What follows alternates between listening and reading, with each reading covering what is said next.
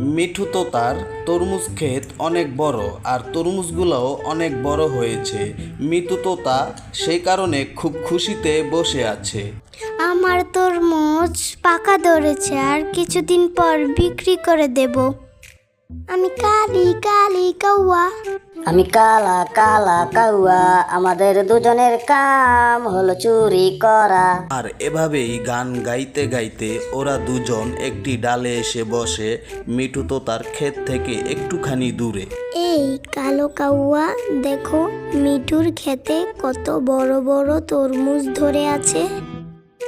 ওই মিঠু শালা সারাদিনই ক্ষেতে নজর রাখে আর বসে বসে ক্ষেত পাহারা দেয়।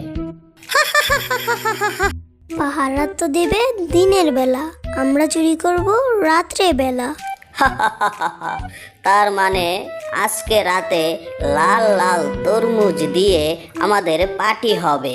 দুই কাক ওখান থেকে গান গেতে গেতে চলে আসে আর এদিকে সন্ধ্যা নেমে আসে। মিঠু তোতা বাড়িতে চলে আসে। মিঠু, আমাদের তরমুজ ক্ষেত কি তৈরি হয়েছে? হ্যাঁ, দেখো ক্ষেত থেকে তোমার জন্য একটি তরমুজ নিয়ে এসেছি। মিঠুর বউ তরমুজটাকে কাটতে লাগলো আর তরমুজের ভিতরে অনেক রস। এটা দেখে মিঠুর বউ অনেক খুশি হয়ে গেল।